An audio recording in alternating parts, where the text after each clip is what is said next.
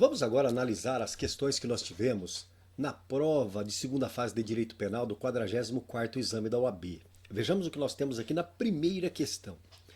Carlos, com a intenção de obter vantagem indevida em detrimento da União, logrou efetuar saque do seu fundo de garantia por tempo de serviço, munido de laudo médico, atestando ser portador do vírus de HIV, supostamente expedido por um hospital público.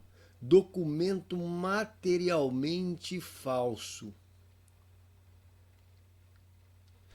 E usado exclusivamente, nossa, essa expressão aqui é a mais importante, usado exclusivamente para esse fim. Então, o que houve? Até aqui, pelo que a gente está percebendo, ele cometeu crime de estelionato contra a União. Estelionato contra a União, artigo 171, parágrafo 3º. Então, primeiro crime aqui, estelionato. Então, obter vantagem, né? Com a intenção de obter vantagem. É evidente aqui que há o estelionato. Então, vou botar aqui, ó, estelionato. Estelionato. Perfeito, anotadinho isso. Agora vamos lá. Ele usou um documento falso, mas o documento foi usado exclusivamente para esse fim. O que significa essa expressão exclusivamente?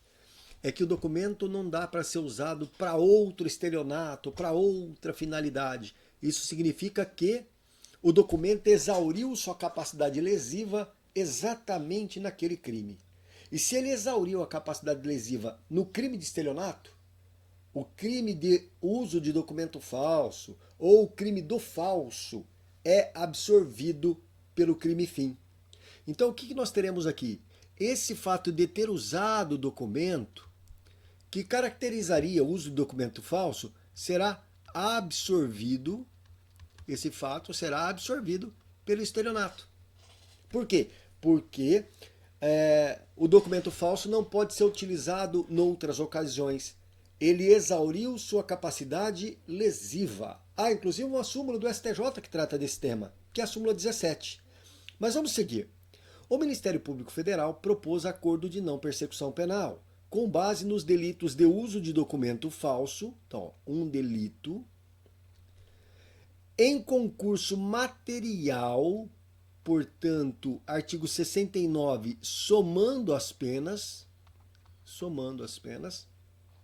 com estelionato majorado do artigo 171, parágrafo 3º, na forma do artigo 69, que é o concurso material do Código Penal. Então, o que fez o Ministério Público? Denunciou o sujeito pelos dois crimes, uso de documento falso e pelo estelionato. Tá bem? Nós já sabemos que há um equívoco aí. Por quê? Porque o uso de documento falso, nesse caso, ele é absorvido pelo crime de estelionato, devendo responder por um único ilícito. Tá, o acordo de não persecução penal, que é esse que está aqui anotadinho aqui, ó, propôs o acordo de não persecução penal. Esse acordo de não persecução penal está previsto no artigo 28A do Código de Processo Penal. Vamos lá, vamos às perguntas. Qual a tese de direito penal, portanto direito material, deve ser sustentada em relação ao enquadramento típico realizado pelo Ministério Público? Ora, é exatamente isso. Ele está discutindo, ele quer saber, o sujeito deve responder por um único crime ou por dois? O Ministério Público fez certo denunciá-lo pelos dois? E é exatamente esse é o ponto que a gente tem que enfrentar. Então, olha o que nós temos. Pelo princípio da consunção, que é o princípio que rege um tema em direito penal, que é o conflito aparente de normas, nós vamos ver que o crime fim absorve o crime meio. O crime de uso de documento falso foi utilizado como meio, como instrumento para o crime patrimonial, que é o estelionato. Portanto, haverá a absorção. Diante disso, a gente vai fazer o quê? Nós vamos falar, olha, o Ministério Público errou. A capitulação está errada. A definição jurídica está errada. O fato não constitui dois ilícitos, mas sim um único ilícito, já que o uso foi um ato para a conduta de obter vantagem indevida do estelionato. Então, é isso que tem que ser discorrido aqui nessa primeira questão. Vamos ver o que nós temos aqui na resposta. Na verdade, o que nós fizemos aqui? Um trabalho, um levantamento em relação ao tema, E trouxemos ali alguns raciocínios. Obviamente que a sua resposta não pode ser extensa desse jeito. Aqui está a dinâmica do raciocínio que nos interessa. A tese de direito penal a ser sustentada é a consunção, ou o princípio da consunção, que leva à absorção do crime de uso de documento falso pelo crime de estelionato. Lembrando que o estelionato é o crime fim. A conduta de Carlos envolveu o uso de um laudo médico materialmente falso, crime de uso de documento falso, exclusivamente para essa finalidade, ou seja, o crime de falso teve a sua capacidade lesiva totalmente exaurida. Então, o que ocorre? Ele responde pelo crime de estelionato, que é o crime fim, onde ele atuou para obter a vantagem devida em detrimento da União. Então, qual é a nossa observação aqui? Nesse caso, o falso exaure-se no estelionato, sem potencialidade lesiva autônoma. Diante disso, tem que ser absorvido pelo estelionato. Portanto, deve ser sustentada a aplicação da súmula 17 do STJ, resultando no enquadramento de Carlos apenas no delito de estelionato majorado, artigo 171, parágrafo 3º. Portanto, essa é a ideia. Então, o que tem que colocar ali é o seguinte: olha, o crime de falso deve ser entendido como meio para o estelionato, exaurindo-se a sua capacidade lesiva neste último crime, e por ele deve ser absorvido, respondendo tão só pelo crime de estelionato, o crime fim, nos moldes da súmula 17 do STJ. Então, era isso que nós temos aqui nessa questão. Vamos lá, vamos ver a próxima questão que nós temos. Próxima questão. As condições da proposta de não persecução penal, que é a proposta de não persecução penal, né, estão em consonância com a legislação processual vigente? Tá, primeiro passo aqui, primeiro passo que eu sempre falo. Quando se fala de acordo de não persecução penal, antes de responder qualquer coisa, pegue o texto da lei, leia item por item o que nós temos ali. Quais são as condições para obter-se o acordo de não persecução penal?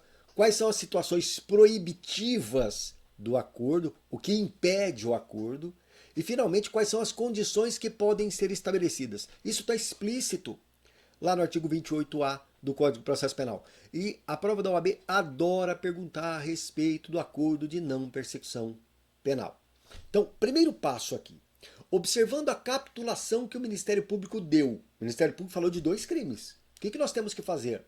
Nós devemos agora analisar os 2 crimes em concurso material para sabermos da viabilidade do acordo de não persecução penal, observando a capitulação trazida pelo MP. Então, o que nós vamos fazer? Preste atenção. Primeiro passo, que é esse que está aqui no item 2. Analisarmos a admissibilidade da proposta. Requisito pena mínima. O acordo de não persecução penal é cabível para infrações cujas penas mínimas seja inferior a 4 anos. Tem que ser abaixo de 4. Para a aferição da pena mínima combinada, deve levar em consideração as causas de aumento e diminuição de pena no caso concreto. Então vamos lá. No estelionato, qual que é a pena mínima? 1 ano. Estelionato, 1 ano. Mas o sujeito está sendo processado por estelionato com a pena aumentada, agravado. A pena aumentada de 1/3, a pena mínima, portanto, aumentada de 1/3, fica em 1 ano e 4 meses. 1 ano mais 1/3. Ótimo, estelionato, então, 1 ano e 4 meses. Uso de documento falso. A pena é de 1 a 6 anos, pena mínima de 2, portanto. Somando 2 com 1 ano e 4 meses, dá 3 anos e 4 meses. Portanto, se eu tenho 3 anos e 4 meses, em tese, é possível o acordo de não persecução penal. Ponto. Esse é o primeiro aspecto a ser levado em consideração. Segundo aspecto. Nesse ponto parece que está tudo em ordem. Tá. Na questão, vamos olhar o que nós temos aqui. Vamos pegar aqui em cima. Vamos pegar aqui no nosso tema. Fez o acordo de não persecução penal. Vamos voltar lá na questão lá em cima. Deve ser aplicada a Constituição? Não, não é isso. Tá, então ele fez, aqui em cima ele faz o acordo de não persecução penal. Perfeito. Agora, vamos observar, deixa eu dar uma olhada aqui. Vamos dar uma olhada.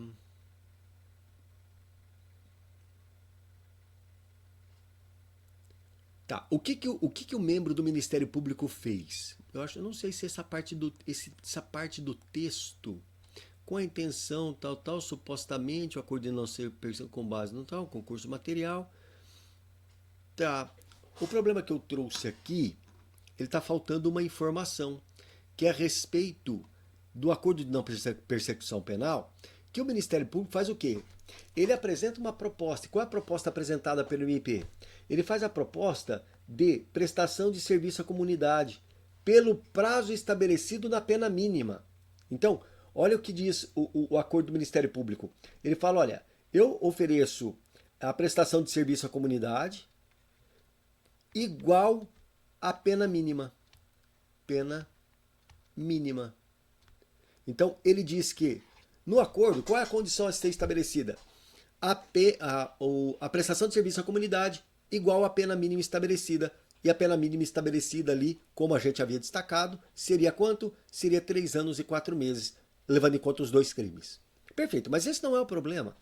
O problema é que a lei, o artigo 28A, ao tratar da prestação de serviço à comunidade, então olha aqui, ó, na análise da proposta de prestação de serviço à comunidade, o requisito da prestação de serviço à comunidade é que ela seja aplicada por um período correspondente à pena mínima. Opa, professor, então tá certo. Mas cuidado, olha o que nós temos aqui.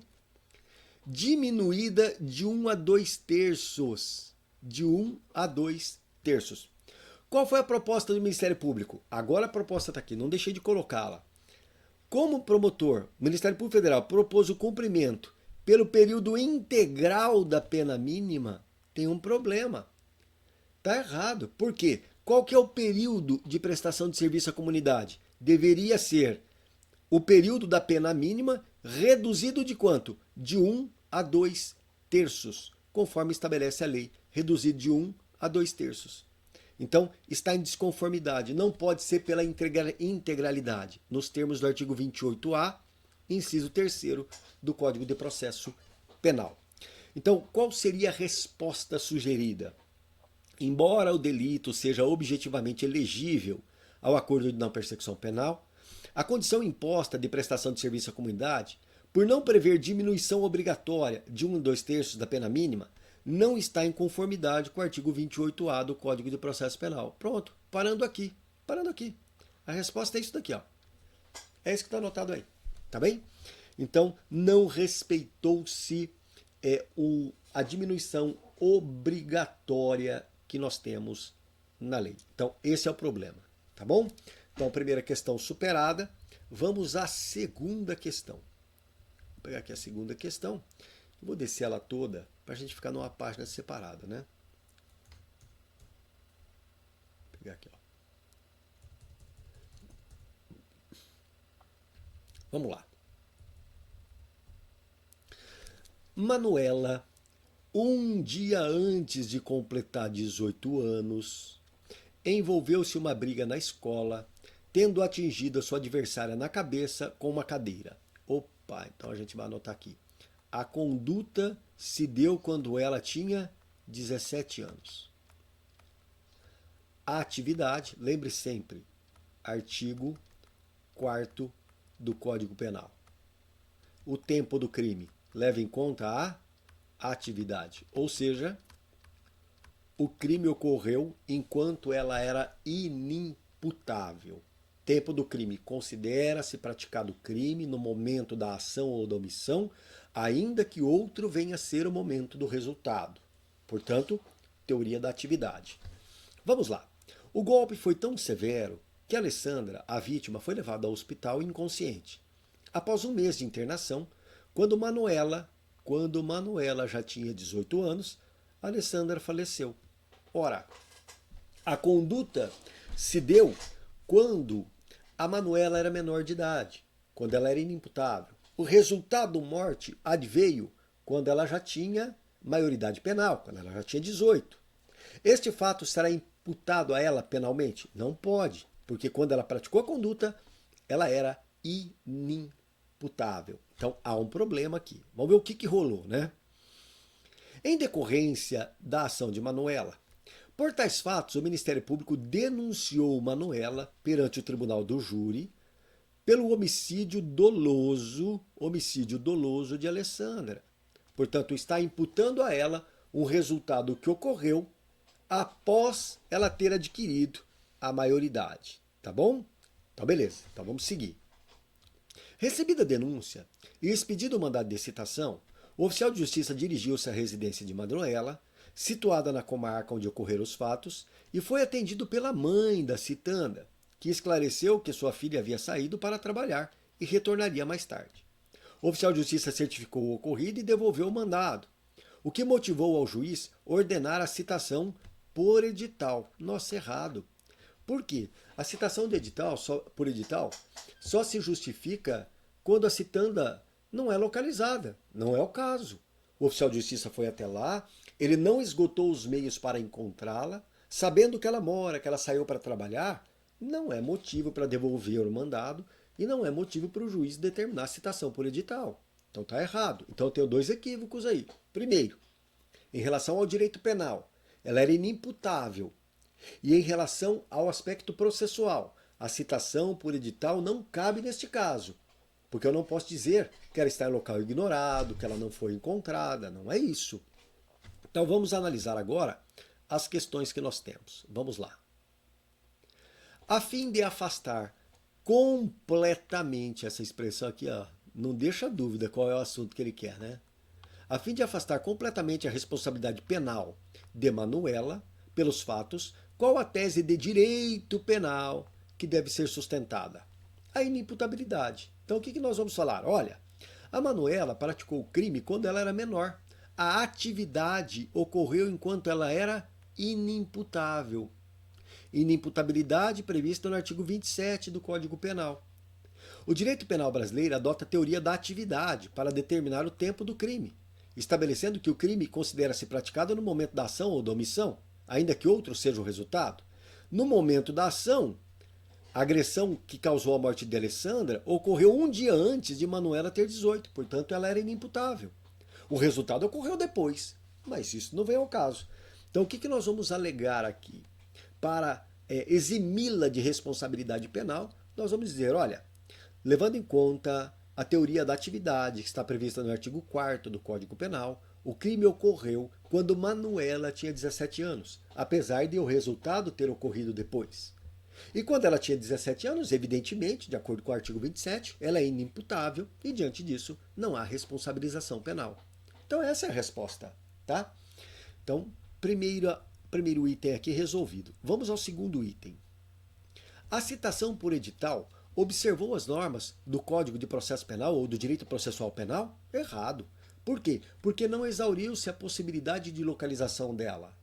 Ora, foi-se até a casa, a mãe informou que ela estava trabalhando, vai se fazer a citação por edital? Não, a citação por edital se dá quando o citando não é localizado. Não é o caso. Portanto, ela saiu para trabalhar. Não dá para falar que ela não tenha sido encontrada. Se ela não foi encontrada, aí sim, mas não é o caso. Então, quer dizer, a citação por edital não pode ocorrer, porque ainda há elementos que permitam a citação pessoal. Então, há um equívoco aí. Então, errado. Não está de acordo com a lei processual penal. Então, segunda questão resolvida. Vamos lá, vamos para outro problema que nós temos aqui agora. Vamos ver qual que é o problema que nós temos. Karina e Daniel, casados, celebraram um contrato de locação residencial com César, ajustando o direito de retenção de benfeitorias voluptuárias. Ao término da locação, César, locador, recusou-se a pagar pela banheira de hidromassagem instalada pelos locatários. Então, quer dizer, Karina e Daniel alugaram a casa, compraram a banheira e colocaram lá. Na hora que eles saíram, eles viraram para o dono da casa. Falou, meu, você paga para mim o valor da instalação da banheira? Não, não vou pagar. Então vamos fazer o seguinte, eu vou levar embora a banheira. Por quê? Porque o contrato previa o direito de retenção. Tem aqui uma convenção. Tem uma convenção. Tem uma convenção que previa o direito de retenção. Então, ao exercer esse direito estabelecido no contrato, Karina e Daniel agiram corretamente por enquanto. Mas vamos lá. Por isso, a banheira foi retirada. Indignado, César ajuizou queixa-crime em desfavor de Carina, pelo tipo penal de exercício arbitrário das próprias razões. Primeiro, ele oferece a queixa-crime somente contra uma das pessoas. Deixou de oferecer a queixa-crime em desfavor de Daniel, pois eles eram colegas de time de futebol. Ora, em relação à ação penal privada, há um princípio, o princípio da indivisibilidade. Se eu não ofereço a queixa contra todos, eu estou renunciando ao direito de queixa, o que se estende a todos. Então, outro problema. Então, primeiro, o fato de haver uma cláusula contratual, não dá para falar, não dá para se afirmar que a retenção da benfeitoria é exercício arbitrário das próprias razões. Não tem arbitrariedade aí, não. O exercício do direito se deu levando em conta a cláusula contratual, portanto a conduta é atípica, não encaixa no tipo penal. Aspecto processual. Se ele não ofereceu a queixa contra Daniel, conhecendo-o, ele poderia ter oferecido a queixa, ele não ofereceu, ele renunciou ao direito de queixa contra o Daniel, o que se estende à Carina. Portanto, não é possível o prosseguimento da ação em relação a ela também, por mais esse motivo, né? Vamos ver as questões que nós temos? Vamos observar o que nós temos aqui. Vamos lá. Questão A. Qual a tese de direito processual penal, preste atenção que ele está pedindo processual penal, cabível para garantir a extinção da punibilidade de Carina? Qual é a tese processual penal? Ele quer direito processual penal, portanto, ele está olhando para a ação penal, tá? A tese processual correta a ser sustentada para a garantia da extinção da punibilidade de Carina é a inobservância do princípio da indivisibilidade da ação penal privada. Por esse princípio, a ação penal privada tem que ser movida contra todos. Se não é movida contra todos, há uma renúncia tácita. E a renúncia tácita se estende a todos. Qual é a consequência jurídica? Extinção da punibilidade. Então, qual que é o tema a ser trazido aqui? O princípio da indivisibilidade na ação penal gera a renúncia, que gera o quê? A extinção da punibilidade. Tá bem? Mas olha que interessante, a extinção da punibilidade está prevista no Código Penal. O problema é que a indivisibilidade é tema afeto à ação penal. Agora, tem um problema na questão, né? Quando ela coloca só direito processual penal, pode gerar uma certa confusão. Por quê? Apesar de a renúncia ter relação com a ação penal, o direito penal também trata desse tema, tá bom? Então, um problema que chama atenção. Mas o raciocínio é esse. Agora vamos ver qual é o item B que nós temos aqui. Qual a tese de direito penal em face da imputação realizada, em face do fato? Qual que é a tese? Ora, a retenção da banheira não é violência, não é exercício arbitrário das próprias razões. É o exercício de um direito regular, estampado em contrato. Portanto, conduta atípica. Então vamos lá. A tese de direito penal, no caso do crime de exercício arbitrário das próprias razões, é a atipicidade da conduta. Por quê? Porque para que a conduta seja típica é necessária a arbitrariedade no exercício do direito. E não há arbitrariedade. Por quê? Porque o direito de retenção está estampado no contrato. Tem um contrato. Então, direito contratual de autotutela. Ou seja, o exercício do próprio direito. Então, a conduta é atípica neste caso, porque não há exercício arbitrário das razões. É um exercício legitimado por contrato. Agora vejamos o último problema, né? Com a intenção de subtrair conteúdo de um cofre de uma agência bancária, do Banco Beta, homens armados sequestraram e fizeram reféns o filho de Vitor, gerente da referida agência bancária, e dele exigiram a abertura do cofre e o acesso a todo o seu conteúdo. Quando exige, tem uma coação. Coação, no caso, moral. Irresistível. Aliás, a OAB adora isso. Adora tratar de coação moral irresistível. Vamos lá. Premido pelo sequestro de seu filho, Vitor atendeu às exigências, permitindo que os sequestradores, fortemente armados, ingressassem na agência e realizassem a subtração. Instaurado inquérito, a autoridade policial concluiu pela responsabilidade penal de Vitor, como partícipe da ação criminosa, pois localizou um vídeo que comprovaria o prévio ajuste entre Vitor e demais autores, sugerindo ter havido simulação. Essa mídia foi determinante no indiciamento e denúncia de Vitor, que constituiu você como advogado. Ele informou que o vídeo era uma montagem, portanto é uma falsidade aqui, hein? Falsidade. O vídeo é uma montagem, pois não conhecia nenhum dos envolvidos no sequestro e não teve qualquer participação voluntária nos fatos. Vamos ver o que é perguntado aqui.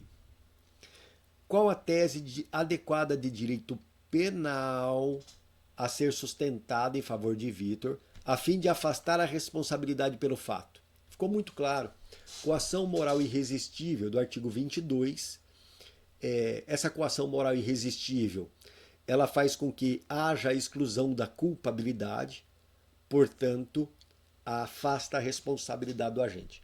Não seria de todo equivocado falar-se em estado de necessidade também. Não é o mais adequado, mas até poderíamos trazer essa excludente da ilicitude, sabia? Mas vamos lá. Qual a tese de direito penal? A tese de direito penal é evidente. É a coação moral irresistível do artigo 22, que exclui a culpabilidade. Portanto, é exatamente isso que tem que ser adotado. Em resumo, a defesa deve sustentar a inexistência do crime por exclusão da culpabilidade, ou seja, coação moral irresistível, o que afasta a responsabilidade penal com base no artigo 22 do Código Penal. Perfeito. Poderia ser estado de necessidade? Até poderia. Dá até para argumentar isso, tá? Não está de todo excluída essa solução, não. Mas vamos lá. Medida processual para questionar a idoneidade do vídeo. Falou que o vídeo é falso, não é isso? Então tem que instaurar um incidente de falsidade. Vamos lá, olha. A medida processual adequada a ser manejada pela defesa para questionar a idoneidade do vídeo é, na verdade, um incidente de falsidade, que está lá no artigo 145 do Código de Processo Penal. Portanto, há sim um instrumento. E qual é esse instrumento? É o incidente de falsidade, que está no artigo 145. Então, eram essas observações quanto às questões da prova de segunda fase de Direito Penal do exame 44. Como eu disse, nós tivemos ali diversos temas que são repetidos, corriqueiros, nas provas da FGV, tá bom? E não teve nenhuma surpresa não, exceto essa última questão aqui, que fala do incidente de falsidade, pode gerar um pouquinho de dúvida, mas no mais, tá tudo em ordem, tá tudo tranquilo. Tá certo? É isso aí. Então, aproveita agora para pedir a você, já que você chegou até aqui, que me faça uma gentileza. Inscreva-se no canal, clique na sinetinha para receber as notificações, tá certo? E você receberá aí todas as notificações dos conteúdos que nós temos aqui. E compartilhe o vídeo, compartilhe, tá? E aqui embaixo tem na descrição, você encontra o link para o site onde nós temos os cursos, curso presencial e curso online na preparação para a OAB. Tá bom? É isso aí. Grande abraço.